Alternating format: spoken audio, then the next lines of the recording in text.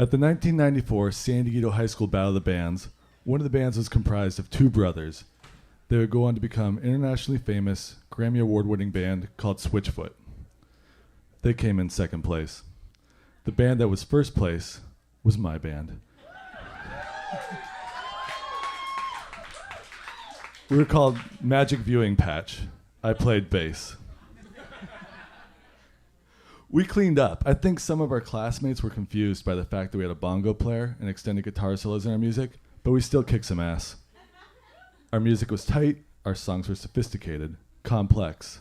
We played shows all over town, sent demo tapes to A&R reps, our songs made it on the radio. We even opened up for Iron Butterfly at the reunion show at the county fair. Yeah, Iron Butterfly. All through high school and college, music was a big part of my life. It shaped who I was, the decisions I made, who I would become.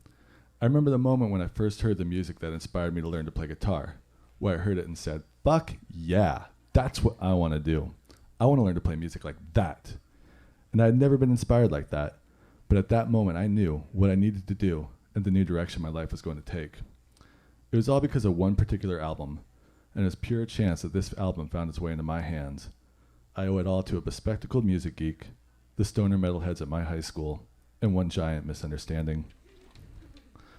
I'm 15 years old, sitting in my room with the glow-in-the-dark stars in the ceiling, and dorky plaid bed sheets, and baseball posters on the wall. I'm staring at my homework binder and realizing that things had changed. The way I hang out with my friends is different. We don't play video games, collect baseball cards, or ride our bikes off jumps anymore. We mostly just hang out. Is this what people do when they get older? Just kind of hang out? What's next? I'm trying to think of the things I like to do. I don't play sports. I'm not into drinking or drugs yet.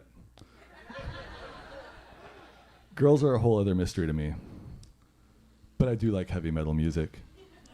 AC/DC, Iron Maiden, Metallica. These are the bands that I idolize. Something you can air drum to. I like guitar solos. The louder, the faster, the heavier, the better. Big drums, long hair, shred guitar. These are the things that I love. But I'm still not a full metalhead kid. My heart's just not all there. I know there has to be something more to life than shred guitar. I just can't figure out what it is. The metalhead kids at my high school are the real deal. Honest to God heshers. This is pre-emo, pre-goth, pre-juggalos. They all look like Jesus with skateboards and Megadeth t-shirts. Their girlfriends have all but the tops of their heads shaved, dark lipstick and eyeshadow, spiderweb pattern tights, and Doc Marten boots. In reality, they aren't all that tough, but right now they look like they could kick my ass. And I just really want them to like me. But then something very, very strange happens. All the stoner metalhead dudes at my high school all begin listening to the Grateful Dead. Maybe they're enamored with the drug culture, or because Metallica hasn't put out a good album in 2 years, or a good one in 4, 6, or 8 years, depending on who you ask. Or maybe now that so many metal bands have sold out, the music isn't as cool anymore. It could be any number of things, but all I know is that the stoner metalheads at my school have all suddenly ditched their Crash Course in Brain Surgery Metallica t-shirts and traded them in for Grateful Dead t-shirts. At this point, I'm only vaguely aware of their 60s in their broader context. Hippies have something to do with tie-dye and drum circles. I have no clue who Jerry Garcia is, and I'm not in the least bit familiar with his music. But looking at the t-shirts on the kids at my school, the fact that they're now calling themselves Deadheads, there's only one conclusion to be drawn. The Grateful Dead must be the most awesome heavy metal band to ever walk the face of the earth.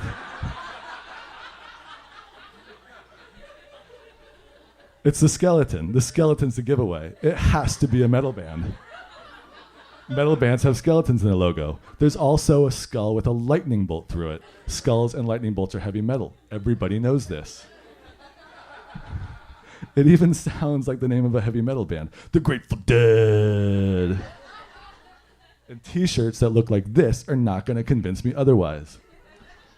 And it's the artwork that intrigues me the most. Other metal bands have such crappy artwork. It's also literal and retarded. The Grateful Dead artwork.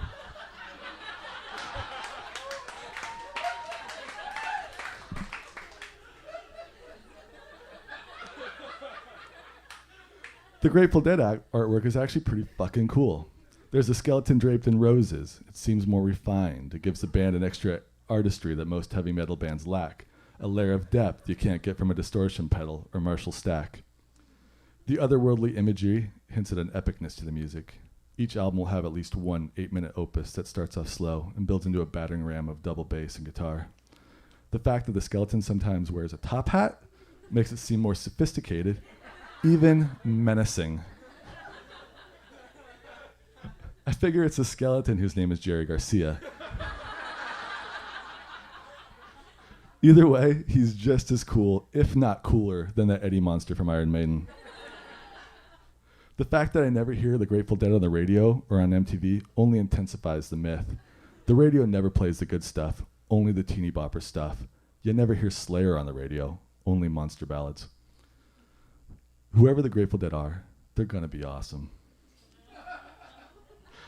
I save up the money I make as a little kid soccer referee, ride my bike down to Sam Goody, and buy the Grateful Dead greatest hits. I bite through the box packaging, peel a cellophane off the CD case, curse at that sticker along the top until I get it open. I drop it in my 5-disc changer, strap on my air guitar, and get ready to rock. What I hear next will change my worldview forever. Driving that train, high on cocaine. Casey Jones, you better watch that speed. What the fuck is this?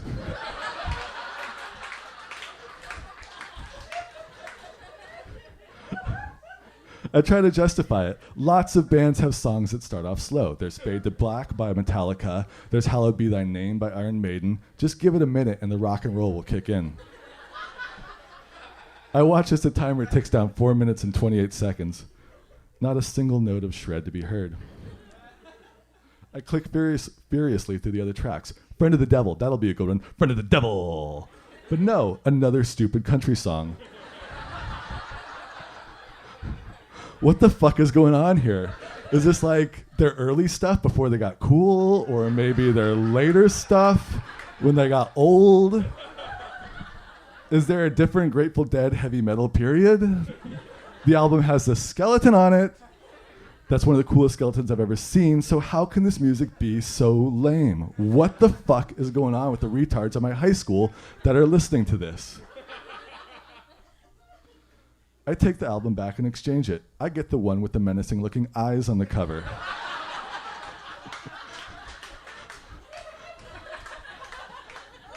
It sounds like a watered down Dire Straits.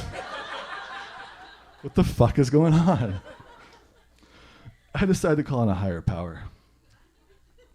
Over the weekend, I take the 9 bus all the way down Encinitas Boulevard to the bus depot off Highway 101 and skateboard up the hill to find the one man that can help me out. A bespectacled music geek by the name of Lou. I know I have to go straight to him. He's the only person that can help me out. I wait 20 minutes for a chance to talk to the guy when he isn't busy. When I catch him alone, I ask for his advice. I bought this album, but I don't really like it. Is there a better album by these guys? Lou looks at the CD and looks at me. Of course there is. These guys are one of the biggest bands ever. What do you mean by better? I don't really know how to explain it. I mean, I've seen the artwork with all the skeletons and lightning bolts and otherworldly images. I assumed they'd be a kick-ass metal band, but instead I got something wussier than what my parents listened to. Something heavier, I mumble. What bands do you like? Do you want to hear something different, Lou asks. Yeah, I want to hear something different, I say. He takes the first CD off a stack to his right. It's like he knew I was coming and he had it there waiting for me. We'll do a 1-for-1 trade. If you don't like this, come back and we'll figure out something else. With that, he takes my Grateful Dead CD and hands me a used copy of Santana 3. I have no idea what to expect from this album, but from the first note, I'm hooked. The album starts off with an escalating bongo beat and bells, building up until the bass and drum set in. You get a taste of the electric guitar with a distorted crunch and electric wail, but then the main riff starts, the drums escalate, and it all builds up into a wild stampede of sound. I'm mesmerized in front of the stereo. Every guitar lick sounds barely controlled chaos, like all the great heavy metal guitarists of our time have been stuffed in a sack, swung around in the air, beating against a wall. Other guitar solos are made of rice paper. This guitar solo is made of storm clouds. Heavy metal storm clouds.